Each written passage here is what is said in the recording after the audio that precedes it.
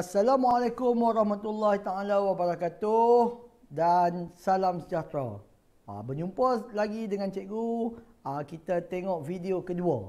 Kita sambung juga bahagian A untuk pengetahuan anak pelajar. Kita sambung lagi beberapa soalan. Baru ni kita bincang dalam 3 soalan bahagian A dan 1 soalan bahagian B. Ini kita sambung juga. Kita sambung lagi antara soalan-soalan yang boleh ditanya.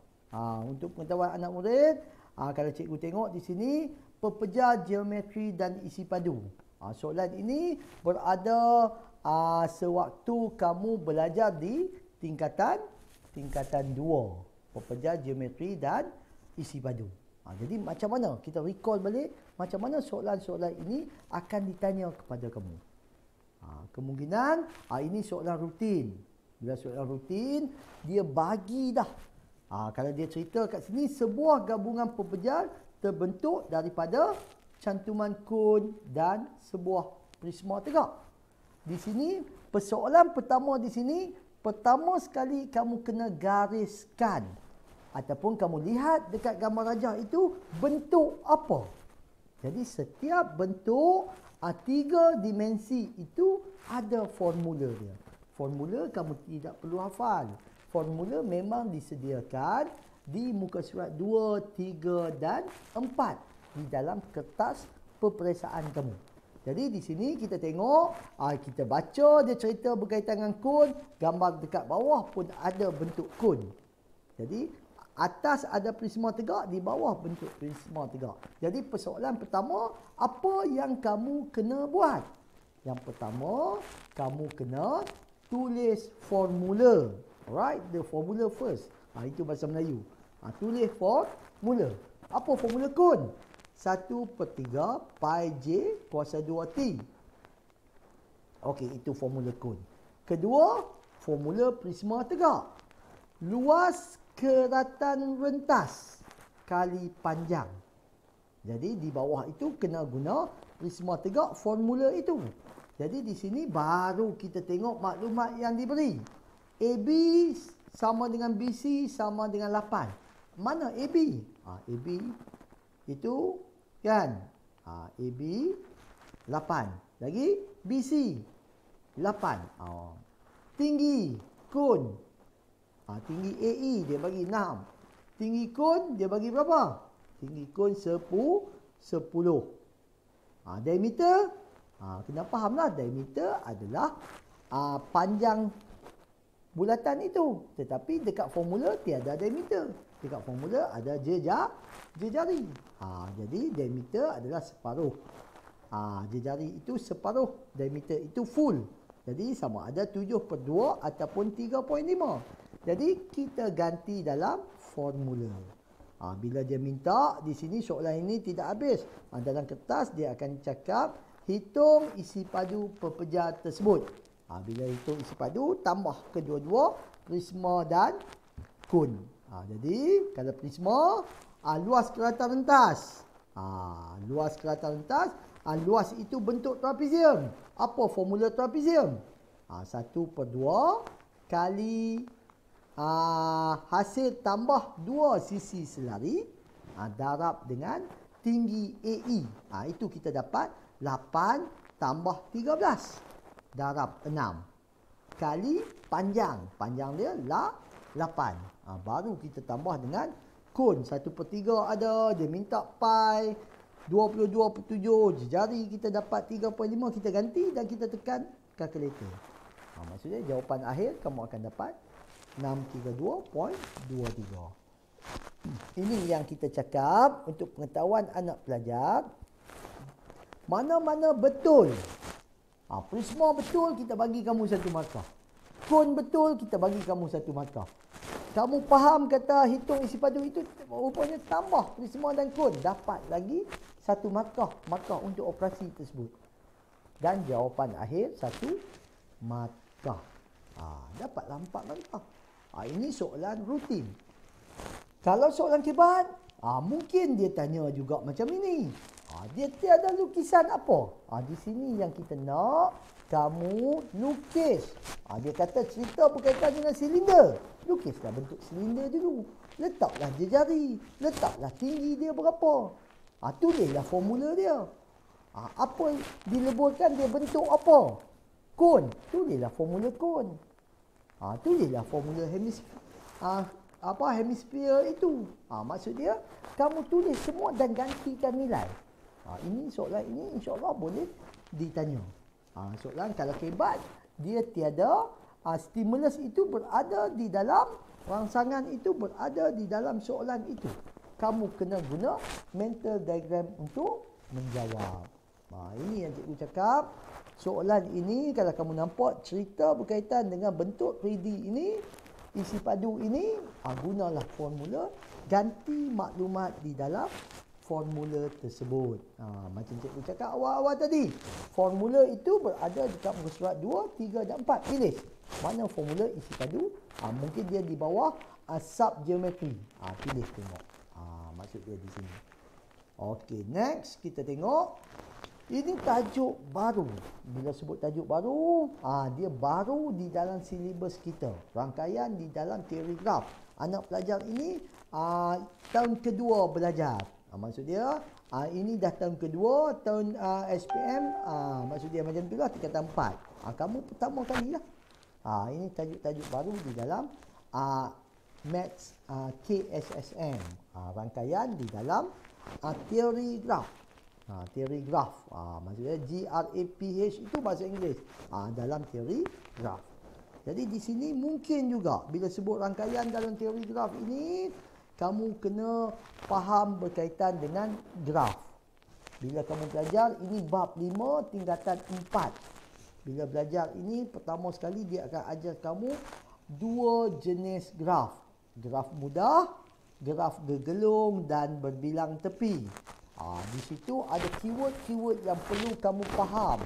Maksud dia apa itu bucu, apa itu tepi, apa itu jumlah darjah.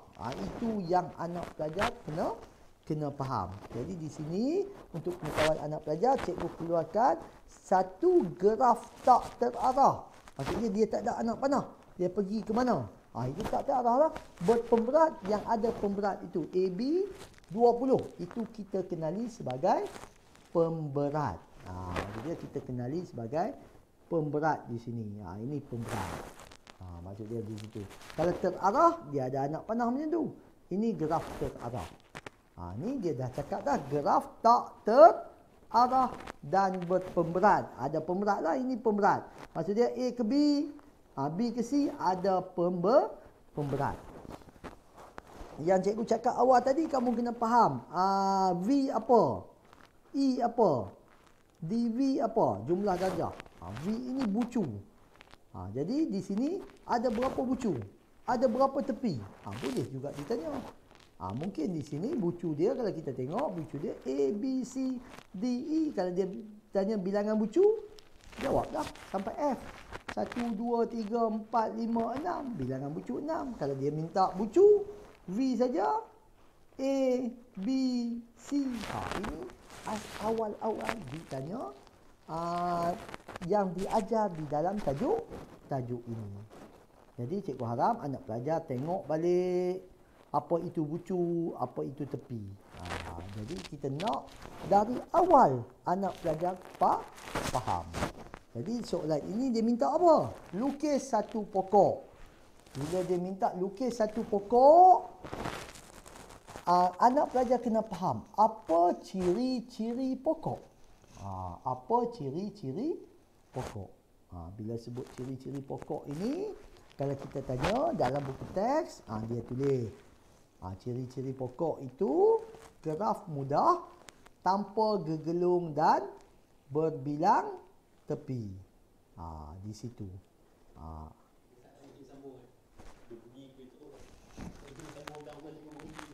Okey.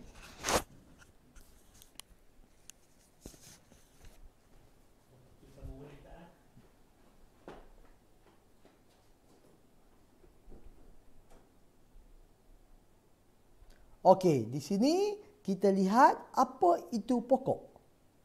Jadi pokok dia ada ciri-ciri pokok tersebut. Jadi ciri-ciri pokok pertama yang dia lukis inilah graf mudah tanpa gegelung dan berbilang tepi. Daripada graf itu kita nak tengok graf mudah tanpa gegelung dan berbilang tepi. Okey, dari situ semua bucu mesti berkait dan setiap pasangan bucu dikaitkan satu tepi saja. Tapi keyword yang di bawah itu amat penting. Bilangan tepi, cikgu tulis lah. Kalau matematik E lah. Bilangan tepi sama dengan bucu tolak 1. Maksudnya NE sama dengan NV tolak 1. Maksudnya E kalau kita nak bagi senang ingat, E sama dengan V tolak 1. Jadi V kita kira 1, 2, 3, 4, 5, 6. 6 tolak 1, tepi mesti ada. E sama dengan 6 tolak 1, tepi mesti ada 5. Tetapi di sini kalau kita tengok tepi dia banyak. Daripada graf tak terarah berpemerat ini, tepi dia banyak. Jadi di sini jom kita kira tengok. Kita kira. Okey, ini bucu dia. A, B, C, D, E, F. Ada berapa? Ada 6. Jadi bilangan bucu 6. Bucu pun ada 6. Bucu itu A, B, C, D, E, F. N, V ada 6. Tepi 1, 2, 3, 4, 5, 6. 7, 8, 9. Tetapi bila nak lukis pokok, kita nak 5 saja. Jadi kita kena buang berapa? Maksud dia, semua ada 9. Kita nak 5. Kita kena buang berapa? Buang 4. Jadi garis itu kita kena buang 4 lah. Baru dia boleh jadi pokok. Tetapi keyword dia dah bagilah. Nilai pemberat minimum. Ini pemberat ini bila campur dia mesti jadi sikit. Minimum. Jadi dalam kepala kamu nak jadi sikit mesti buang yang besar. Jadi cikgu buang. Yang besar di sini kita tengok. Okey, 34. Kalau cikgu buang 34, nombor 2 paling besar. Lepas tu paling besar cikgu buang. Baru 2. Cikgu nak buang 4. Mana lagi? Yang besar 30. Maksud dia, yang ni berapa? 32. Last sekali 30. Inilah pokok. Tetapi kalau kita buang 26 pun, dia still pokok. Dia kata setiap bucu berkait dengan satu tepi saja. Setiap bucu berkait dengan satu tepi saja. Tetapi kalau kita buang 26, dia tak memenuhi syarat minimum ini. Dia nak syarat juga, tetapi dia memenuhi syarat pokok. Tetapi di keyword kat sini, syarat pokok dengan pemberat minimum. Jadi kita buang 30. Dia suruh tambah saja. Berapa pemberat itu? Jadi kita dapat. Kita lukis pokok mungkin 2 markah. Dekat situ 1. Mungkin 4 markah. Boleh juga ditanya. Untuk bahagian A. Mungkin juga di sini dia suruh lukis 3 subgraf. Apa itu subgraf? Bila kita kata sub, ia sebahagian atau full. Kalau dia minta lukis 3 subgraf, bagi anak pelajar yang tidak tahu, lukis balik pun dikira subgraf. Dapatlah 1 markah. Lukis balik saja. Yang lain kita lukislah sub. Mungkin A dengan F ini kita lukis balik. A dengan F, boleh letak 4. Dapatlah 1 markah. Tetapi soalan-soalan macam ini mungkin boleh ditanya dan skema dia luas. Maksud dia luas. Mungkin boleh ditanya. Mungkin dia boleh tanya dari sini, tentukan bilangan bucu. Berapa bilangan bucu? 1, 2, 3, 4, 5, 6. Tulislah bilangan bucu ialah 6. Mungkin juga boleh ditanya. Macam-macam boleh ditanya. Tapi boleh prepare tengok yang asas bucu tepi. Mungkin melibatkan pengiraan sikit. Subgraf pun mungkin boleh tengok balik. Okey, yang ketiga. Yang ketiga melibatkan garis lurus. Ini tingkatan tadi tingkatan 4, tingkatan 2 bincang dah, tingkatan 4 bincang, ini tingkatan 3. Garis lurus ini sebenarnya tidak susah mana, tetapi dia berada waktu kamu tingkatan 3. Maksud dia waktu kamu pandemik. Bagi anak-anak tingkatan 4 ini, tingkatan 3 terlepas itu pandemik. Dia berada di bab 9. Tetapi kena kuasai ya dalam SPM, insyaAllah tajuk ini tajuk-tajuk favorite. Sebab dia gabungan dari tingkatan 2 dan tingkatan 3. Maksudnya nak dapat garis lurus ini, dia belajar dulu yang tingkatan 2. Tajuk satu, tajuk besar melibatkan kecerunan. Kita guna formula saja M. M ini kecerunan. Sebelum kecerunan ni ada lagi satu topik, iaitu koordinat. Sebab garis lurus mesti melibatkan 2 titik. Yang cikgu cakap tadi, 2 titik. Bila 2 titik ini koordinat. X dengan Y, ini X dengan Y. Baru boleh cari kecerunan ini. Itu kita kata dia bersangkut dengan topik tingkatan 2. Baru dia belajar yang tingkatan 3. Itu anak pelajar kena bermula daripada sekarang. Jangan anggap exam saja.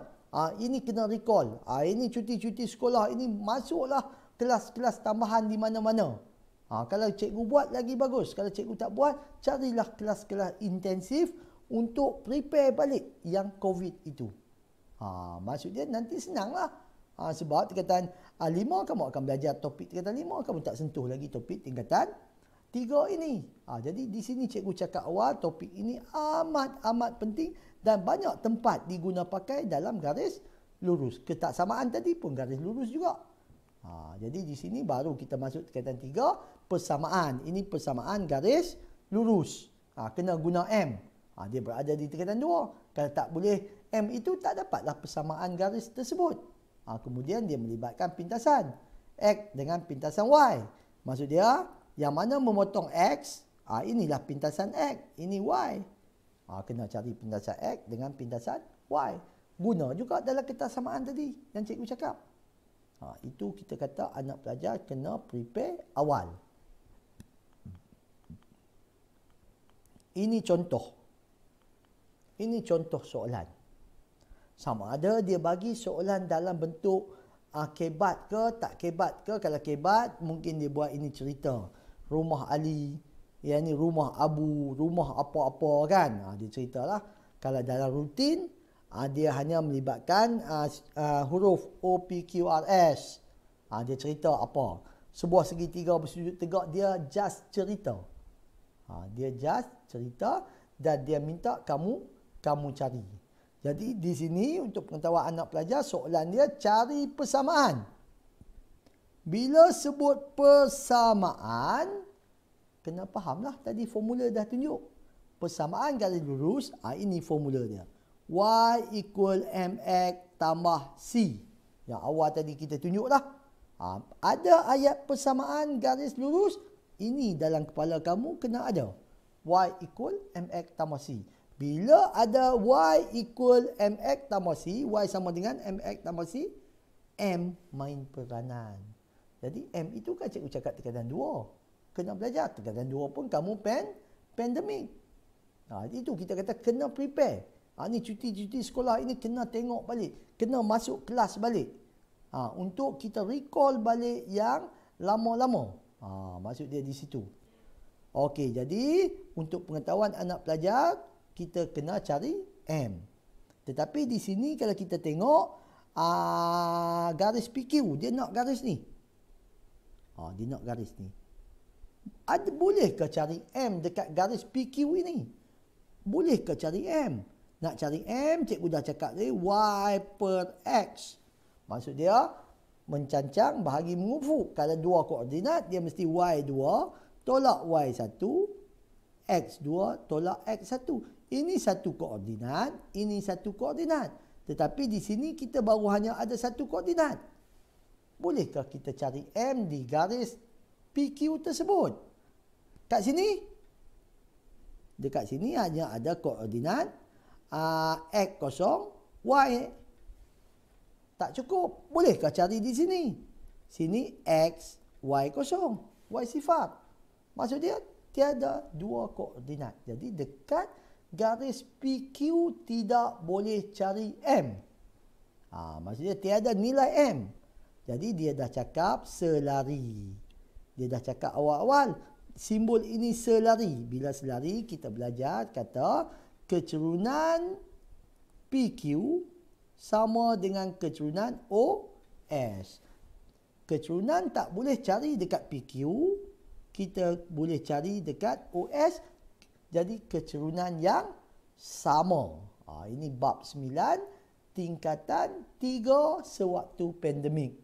Kita recall balik. Jadi anak pelajar kena recall balik yang ni. Jadi kita tengok dekat MOS, boleh tak cari M? Okey. Dekat S ada Y saja. Tinggi dia 12. X, Y 12. Dekat asalan memang tetap dah kosong. Tetapi dia bagi jarak OS ini 13. Jangan tulis dekat X itu 13. Jarak OS itu 13. Jadi di sini kalau kita tengok, kita guna yang tingkatan 1. Bila macam ini, kalau kita tengok situ 13, ini segitiga bersudut tegak. Sini 90 darjah, ini 12, ini 13. Berapa panjang ni? Itu yang kita berbalik tingkatan 1, teorem Pythagoras. Minta maaf kalau cikgu salah sebut. Teorem Pythagoras tersebut. Kan? Kita guna balik. Macam mana formula teorem Pythagoras? Ini tingkatan 1. Bab 13 kalau tak salah cikgu. Macam mana kamu nak cari panjang SR tersebut? Jadi ini formula teorem Pythagoras. Kalau kita tengok balik, sini A, sini B, sini C. Macam mana nak cari panjang C? C kuasa 2 sama dengan A kuasa 2 tambah B kuasa 2. Jadi C sama dengan punca kuasa A kuasa 2 tambah B kuasa 2. Ini teorem Pythagoras ni pun kena tengok balik. Sebab nak cari yang panjang kena tambah lah. Yang ni nak cari yang pendek, itu dia tolak. Kalau nak cari B, sama dengan C tolak A. Kuasa 2 kan kedua-dua. B sama dengan C tolak A. Ini kuasa 2, kuasa 2, kuasa 2. Kan? Jadi B sama dengan punca kuasa C tolak A kuasa 2. Ini kena recall balik. Jadi dapatlah. Kalau di sini, kalau budak pandai, dia just guna triplets triangle itu, dia dah hafal dah yang asas. 3, 4, 5. Yang penting ini adalah panjang dekat hypotenuse itu. Lepas tu 7, 24, 25. Sebelum itu 5, 12, 13. Lagi satu 8, 15, 17. Ini yang selalu diguna pakai di dalam SPM. Kita tak payah cari pun. Kebiasaan. Kalau kebiasaan lagi, mungkin dia darab sini 2. 3 tak 2, 6, 8, 10. 9, 12, 15. Asal daripada situ. Maksud dia bagi anak-anak pelajar, ini pun kena ingat untuk bagi cepat. Tak perlulah kuasa 2 tekan kalkulator lah. Ada 13 yang paling panjang itu, ada satu sisi yang pendek itu 12. Sisi yang pendek lagi satu adalah 5. Dapatlah 5. Dapatlah koordinat kat sini. Bila ke kiri, sini negatif 5, 12. Sini sifar. Dapatlah dia punya kecerunan. Kalau cikgu just guna M sama dengan Y per X. Y dia 12. Cikgu tulis 12. X dia 5. Sebab apa negatif? Sebab bila kita angkat tangan kiri, kecerunan di situ semua. Kecerunan ke sini semua negatif. Kecerunan sini semua positif. Kita just tengok saja. Sebab kita nak tahu kecerunan itu berapa. Kalau tidak, kamu gunalah formula kecerunan yang melibatkan dua koordinat. M sama dengan Y2 tolak Y1. X2 tolak X1. X1 Y1, X2, Y2. Jadi kosong tolak sifar tolak 12. X2 sifar tolak negatif 5. Kita akan dapat sini negatif 12. Negatif positif. Benda yang sama lah. Kalau cikgu ajar anak murid cikgu untuk kecerunan just Y per X. Tengok garis ke mana. Garis angkat tangan kiri, mesti kecerunan itu negatif. Angkat tangan kanan, mesti kecerunan itu positif. Di sini untuk kertas satu kita boleh apply. Kalau dia bagi kecerunan, just angkatlah. Ini tangan kiri. Kecerunan di sini semua negatif. Kecerunan macam ni semua positif.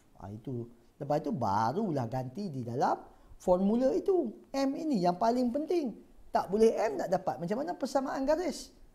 Bila dapat M, tengok koordinat. Dia bagi dah. Sini X, sini Y. Gantilah. Okey, X, Y. Bila satu pun boleh ubah, pastikan guna calculator. Kan kita ada button alpha, button shift. Untuk satu pun boleh ubah, boleh guna calculator. Kita nak jawapan. Jangan kerana persamaan linear satu pun boleh ubah, ini tidak boleh cari, tidak tahu pindah kiri kanan, tolak jadi tambah, tambah jadi tolak pun tidak tahu, dia hilang markah. Kita tidak mahu. Sebab kamu boleh menggunakan calculator. Ada button shift, ada button alpha. Button alpha untuk nilai X, nak cari huruf-huruf itu. Yang mana warna merah itu semua tekan alpha. Baru dapat yang merah dekat kalkulator itu. Yang mana warna orange semua tekan shift baru dapat. Bentukkan persamaan untuk mencari jawapan itu. Tekan shift soft 2 kali, kamu akan dapat jawapan. Dapatlah nilai C. Tulis balik. Itu contoh. Kita nak yang ni. Kita takut ini tidak dapat, tak dapatlah satu markah akhir. Itu yang anak pelajar kena faham. Penggunaan kalkulator, cikgu cakap awal-awal video 1 tadi. Yang paling penting. Itu. Okey. Dapat M, dapat 1 markah. Penggantian yang betul di dalam formula 1 markah. Dan jawapan akhir 1 markah. Itu saja matematik. Matematik kamu kena faham. Yang ada formula, ganti betul di dalam formula dulu. Untuk dapat markah. Next, dia minta apa? Dia minta koordinat P. Bila koordinat P, kita tahu kat sini koordinat P, X ada nilai, Y sifat. Jadi, kita ganti dekat persamaan. X tidak perlu ganti sebab kita nak cari Y sifat. Ini pun gunalah kalkulator sebab X itu satu pun boleh ubah saja. Guna yang cikgu macam mana untuk cari C tadi, gunalah. Bila tekan kalkulator, akan dapat nilai X 41/6. Maksud dia sama ada pecahan boleh, perpuluhan boleh. Tetapi ini soalan yang direka. Bila soalan direka, dapat jawapan tak cantik sangatlah. Kan? Kalau soalan yang dibina oleh lembaga peperiksaan, mesti cantik. Maksud dia kita dah uji banyak kali untuk dapat jawapan-jawapan yang cantik. Ini just kita nak tengok konsep. Jadi bila sebut koordinat, kena tulis X dengan Y. Macam ini baru koordinat. Kalau macam ni, tidak dapat markah lagi. Itu maksud dia. Okey. Cikgu harap anak pelajar boleh kuasai. Ini waktu pandemik. Kita cakap dekat kamu, ini waktu pandemik. Kena tengok balik. Tingkatan 2 kamu pandemik, tingkatan 3 kamu pandemik. Maksud dia, kalau ada boleh attend course mana-mana, masuklah. Cuti sekolah ini belajarlah untuk next tingkatan 5, dah cover tingkatan 2 dan cover tingkatan 3. Dan cover juga yang tingkatan 4. Okey, kita nak tengok satu soalan bahagian B. Satu lagi soalan. Tadi pun, video pertama pun satu soalan bahagian B. Bahagian B ini, cikgu recall untuk tingkatan 3 juga waktu pandemik kamu. Plan dan dongakkan. Ini selalu.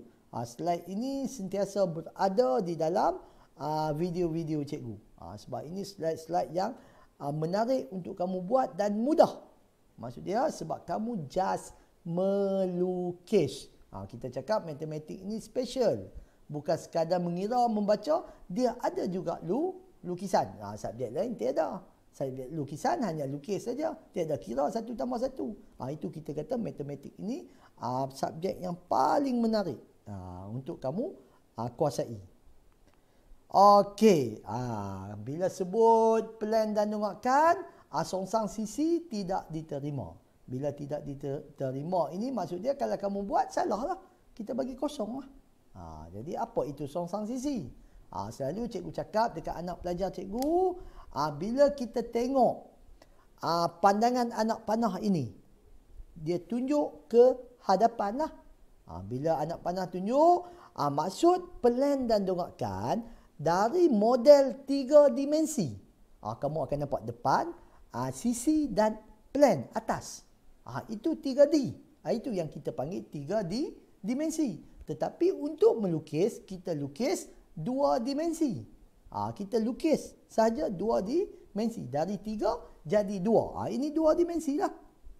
Ini 3 dimensi. Kita nampak depan, kita nampak sisi, kita nampak atas. Inilah plan dan dongakkan. Jangan lukis balik. Lukis balik, budak tabika pun boleh lukis balik.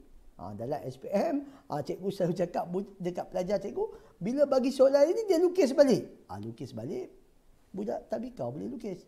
Kan? Itu maksud dia kena faham dari bentuk 3 dimensi lukis kepada 2 dimensi. Sama ada kita nak lukis di hadapan, sama ada kita nak lukis di sisi, sama ada kita nak lukis plan.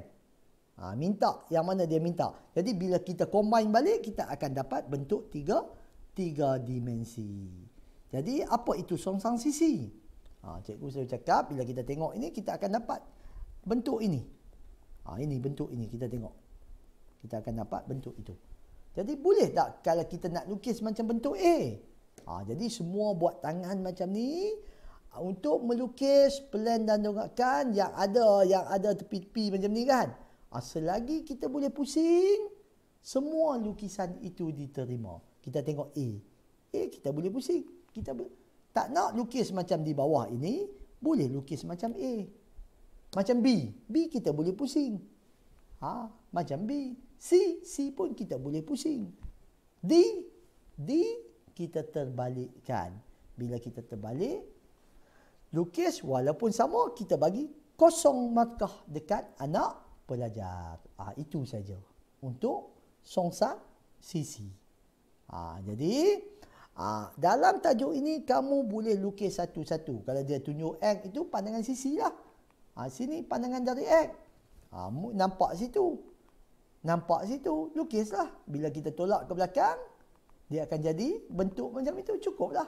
Itu yang kita nak kamu lukis. Satu-satu. Kalau dia minta plan. Dari atas. Nampak situ. Nampak situ. Nampak situ. Bila kita plan ini, kita tekan ke bawah. Dia akan jadi macam mana? Berapa lukisan yang kamu kena lukis? Maksud dia di situ. Okey. Maksud dia bateri pun nak habis. Tapi tak apa. Ini pun buah-buah akhir. Tak apa, kita tak payah cas bateri. InsyaAllah cukup masa untuk sehingga tamat. InsyaAllah. Jadi ini pandangan atas. Pandangan dari Y di situ. Dia tunjuk. Jadi bila kita tolak kita nampak, kita tolak di situ. Ke belakang. Dekat situ apa yang akan berlaku? Garis putus. Sebab kita tolak, garis itu tersembunyi. Bila garis di belakang terselindung, dia garisan putus-putus. Kena buat wajib. Tak buat saja garis putus-putus itu, dapat 1 daripada 5 markah. Garis itu main peranan. Garis terselindung. Itu anak pelajar kena faham. Ini tingkatan 3 bab 7. Okey, ini yang kita cakap, tolong balik tengok balik yang melibatkan sukuan. Sukuan pertama, kalau garis ini 45. Di sini adalah plan. Kena faham. Lukis salah tempat, kosong markah. Dia tempat-tempat dan ini main peranan di sini. Kalau garis di sini, 45 darjah, ini plan. Kena faham. Kalau garis di sini 45, di sini plan. Sebelah dia plan. Cikgu cakap betul lah. Senang cerita, di atas pandangan depan lah. Atas pada plan mesti depan dan sisi. Ini tolong balik tengok. InsyaAllah boleh ditanya dalam peperiksaan akhir tahun kamu. Ataupun lukis satu-satu tadi. Mungkin boleh ditanya. Okey, jadi macam mana kita nak lukis? Ini bentuk. Ini tiada ukuran apa. Kita just nak belajar saja. Dia mungkin dia akan bagi. Kalau tak ada ni, kita suruhlah lipat kertas. Lipat kertas kiri, kanan, atas dan bawah. Kan? Jadi macam mana kita nak buat 45 darjah? Kita ukurlah 1 cm kiri, 1 km kanan, atas 1 cm. Dia akan jadi square. Dia akan jadi segi empat yang tepat itu kan. Segi empat tepat kan segi empat sama. Semua sisi ni. Baik, bila kita potong garis 45 lah. Itu saja kita nak buat tapak 45 darjah. Ni nak belajar buat tapak. Baru kita melukis atas garisan ini.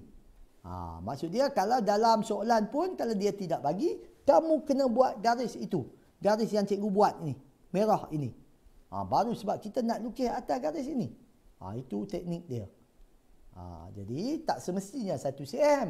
0.5 pun boleh. Tapi semua 0.5 lah. Kiri 0.5, kanan 0, atas samalah. Bentuk yang sama.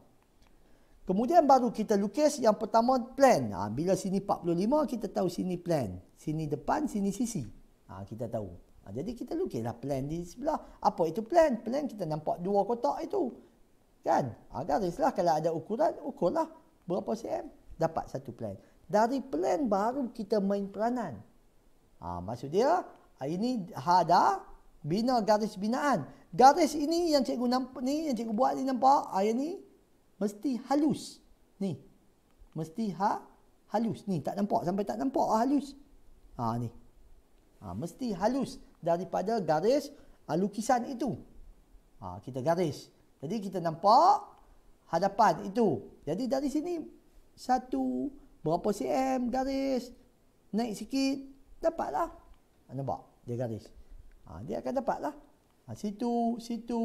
Naik sikit. Garis. Dapatlah yang hijau itu. Dari sini pun kita garis. Ni. Sini kita garis. Turun. Sini garis sampai sini. Turun. Sini sampai situ. Sampai sini. Tetapi garisan halus lah. Baru kita akan dapat garis binaan tadi. Sini. Kan dah kita lukis dah. Baru kita lukis. 1, 2. Nampak? Inilah 2 dia. Ni. Bila kita lukis. Ini yang jadi 2 itu. Jadi ini kamu kena prepare sebab ini waktu pandemik. Tolong tengok balik. Cikgu harap anak pelajar boleh tengok balik. Kita akan tanya, insya-Allah boleh ditanya. Cikgu rasa boleh besar kemungkinan boleh naik soalan-soalan ini. Jadi mungkin 45 darjah di sini, mungkin 45 darjah di situ. Kalau 45 darjah di sini, sinilah plan. Sini depan, sini sisi. Ini dia akan bagi bongkah-bongkah untuk kamu lihat dan lukis. Cikgu rasa sampai dekat sini saja perkongsian cikgu untuk video ini. Cikgu harap sekiranya kamu dapat link-link yang terbaik ini, tolong share dekat semua pelajar tingkatan 4 negeri Kedah pun okey.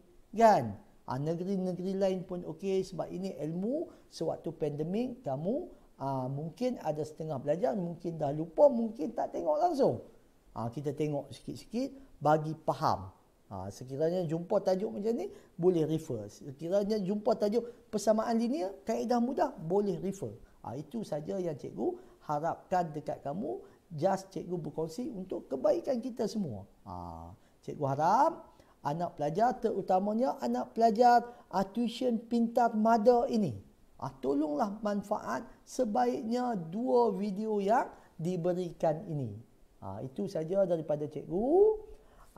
Sekian, terima kasih. Cikgu harap anak pelajar dapat menjawab dengan baik. Sekian, terima kasih.